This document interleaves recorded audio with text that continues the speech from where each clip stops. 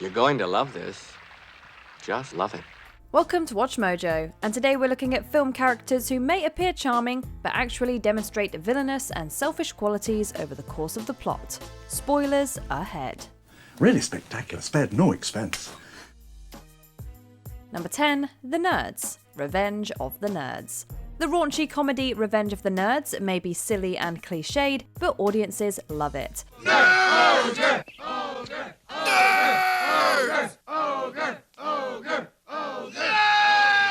Where are they? I think they're talking about us. No way. It follows a group of oddball college students who are repeatedly humiliated by athletic frat members before exacting their revenge. Yes, the jocks are terrible and have us initially rooting for the underdogs, but do the nerds take their revenge too far? Absolutely. I know what we're gonna do. Becoming peeping toms and concealing one's identity to become intimate with a foe's unaware girlfriend, among other things. You want to do it on the moon?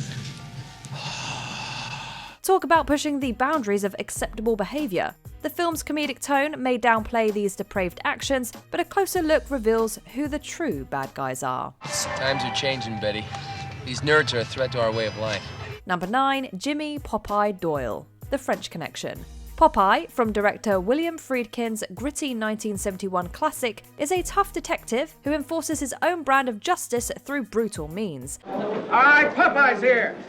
Get your hands on your heads. Get off the bar and get on the wall. Yet he's somehow the film's compelling hero. Based on Robin Moore's book, The French Connection follows two hardcore New York cops determined to bust a major drug operation. Popeye, however, is not shy about using excessive force and offensive language. Now I'm gonna bust your ass for those 3 bags, and I'm gonna nail you for picking your feet in Poughkeepsie. He's basically the embodiment of evil. In such a harsh landscape, it may be difficult to see him for what he truly is at first. But in truth, he's a bad detective, as terrible as the criminals he pursues. Though Gene Hackman brings the charisma, his charming portrayal can no longer distract us from the character's awful nature. Get that hair done before Saturday. We're going now. Goodbye. Number 8, Briony Tallis. Atonement. Stunning and soul-crushing, Atonement is fraught with as many misinterpretations as the beloved novel it adapts. You saw him then, Yes, I saw him. just as you see me. I know it was him. The heart of this doomed romance are lovers whose lives are shattered by the precocious Briony's lie. Since the story is mainly told from her perspective, it's no surprise we sympathise with her, especially as she seems to suffer plenty.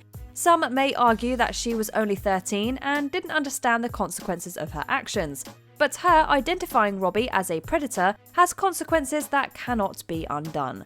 Do you have any idea what it's like in jail? Of course you don't. Tell me, did it give you pleasure to think of me inside? No. But you did nothing about it. What's more, she is an intelligent child infatuated with him. Jealousy likely drives her calculated betrayal. Though portrayed convincingly, even her guilt is arguably a ruse.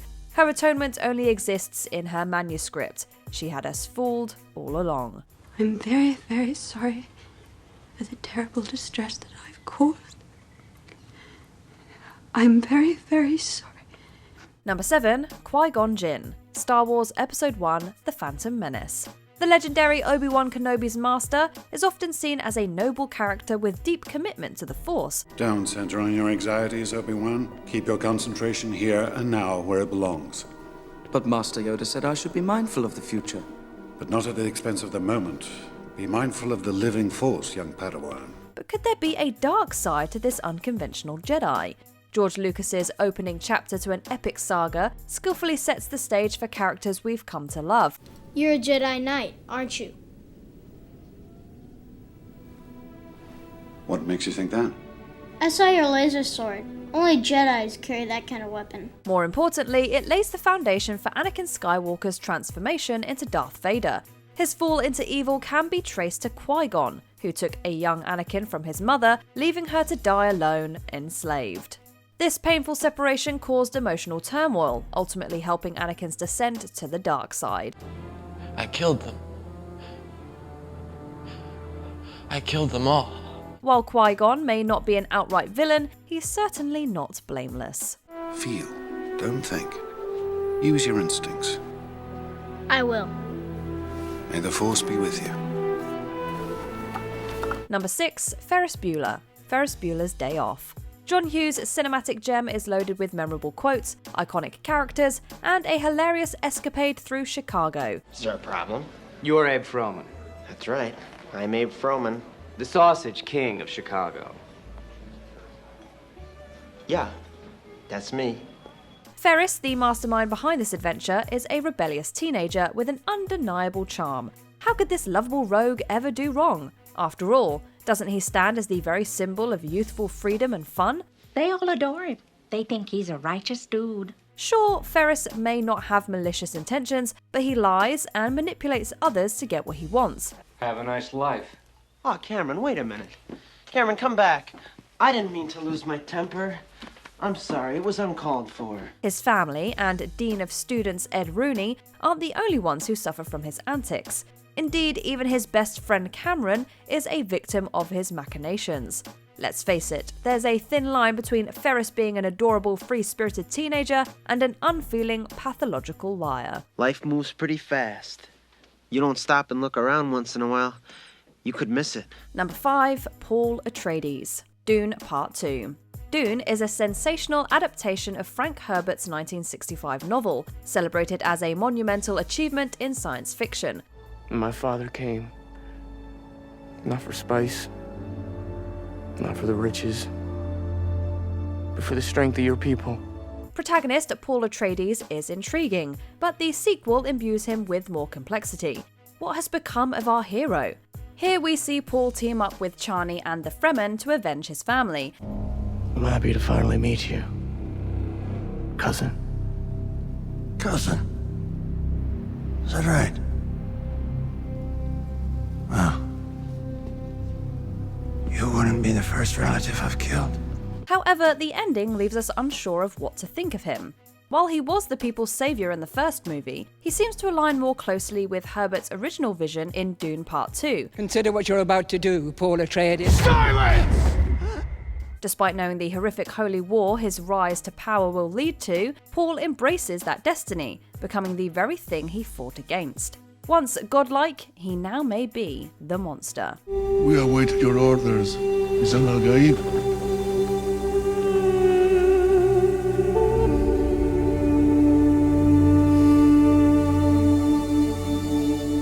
Lead them to paradise. Number 4, Daniel Hillard, Mrs. Doubtfire. Mrs. Doubtfire tells the heartwarming story of a divorced dad learning responsibility after losing custody of his kids. And these must be the cherubs. Daniel is hilarious and likeable, but he arguably goes too far to win back his family. He inserts himself into their lives, manipulates them, and tries to sabotage his ex Miranda's relationship with Stu as he pretends to be the titular character. He just wants to go out and have a drink, and I think that's pretty harmless, don't you? Oh, absolutely not, dear. Because they always have other intentions. Let's not forget Stu choking at the restaurant is basically his fault. Aren't these clear signs that he's evil? In any other genre, Daniel Hillard would clearly be seen as a mean-spirited man. But in comedy, we find humour in his outrageous behaviours. Oh, sir! I saw it! Some angry member of the kitchen staff. Did you not tip them? Perhaps Robin Williams' brilliant performance blinds us to Daniel's more villainous traits, but that doesn't excuse them. Showtime. Number 3, Willy Wonka. Willy Wonka and the Chocolate Factory. Based on Roald Dahl's children's book, this whimsical classic follows Charlie, who wins a golden ticket to visit Willy Wonka's chocolate factory. Come with me, and you'll be in a world of pure imagination. While Grandpa Joe might raise eyebrows, it's Willy who's truly villainous. He wants to find his heir, and doesn't care who gets harmed in the process. You terrible man! What the heck is that whistle? Take Mrs. Gloop straight to the fudge room, but look sharp, or her little boy's liable to get poured into the boiler. He also claims he saved the Oompa Loompas, but they sure don't seem happy. Beyond exploiting them, he also appears to have purposely set these kids up for failure.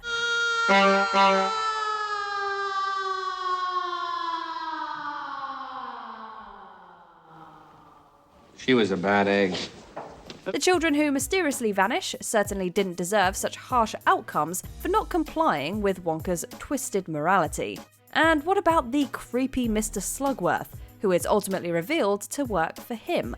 Wonka is more than just an eccentric chocolatier. He's something of an evil genius.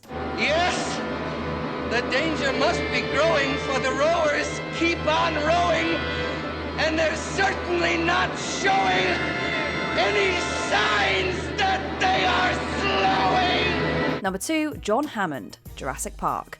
A charismatic and endearing grandfather, this central character is hardly what many would describe as a villain. Grandpa! Kids! Go away! We miss you. While the 1993 movie portrays Hammond as sympathetic, he's depicted in a more sinister light in Michael Crichton's novel. Jurassic Park follows a group visiting a dinosaur-themed park only to discover its dangers. For playing God with nature, Hammond is largely responsible for the mishaps that occur. You stood on the shoulders of geniuses to accomplish something as fast as you could, and before you even knew what you had, you patented it and packaged it and slapped it on a plastic lunchbox, and now you're selling it. You're going to sell it. Even Nedry is driven to his actions because he was underpaid by Hammond. Sorry about your financial problems, Dennis. I really am, but they are your problems. Oh, you're right, John. You're absolutely right. You know, everything's my problem. I will not get drawn into another financial debate with you, Dennis. I really will not. John may merely seem flawed, but prioritizing profit over human lives makes him as cold as his literary counterpart. He's simply better at hiding his dubious nature in the film. In 48 hours, I'll be accepting your apologies. Before we continue, be sure to subscribe to our channel and ring the bell to get notified about our latest videos. You have the option to be notified for occasional videos or all of them. If you're on your phone, make sure you go into your settings and switch on notifications. Number 1, Glinda, the Good Witch of the North, The Wizard of Oz. The Wizard of Oz is regarded as a spectacular classic, despite not being a huge moneymaker upon release. Are you a good witch or a bad witch? Who, me? I'm not a witch at all. I'm Dorothy Gale from Kansas. The iconic villain is the Wicked Witch of the West, who relentlessly pursues Dorothy. It's Glinda, the Good Witch, who helps our protagonist. I've never heard of a beautiful witch before. Only bad witches are ugly. But what if we told you Glinda was a subtle villain and Dorothy was a pawn in her scheme? By eliminating other witches, Glinda knew she'd become the most powerful one in Oz, and Dorothy was her unsuspecting ally. I thought you said she was dead. That was her sister, the Wicked Witch of the East. This is the Wicked Witch of the West. She's worse than the other one. Doesn't that make her manipulative and self-serving? How about not initially telling our heroine that the ruby slippers are her ticket home? Or making her the Wicked Witch's target by giving them to her in the first place? That sounds like outright calculated wickedness. You have no power here. Be gone before somebody drops a house on you too. Which revelation about these characters' true nature surprised you the most? Let us know in the comments section. Do you think you could have a chance? Did you enjoy this video? Check out these other clips from WatchMojo, and be sure to subscribe and ring the bell to be notified about our latest videos.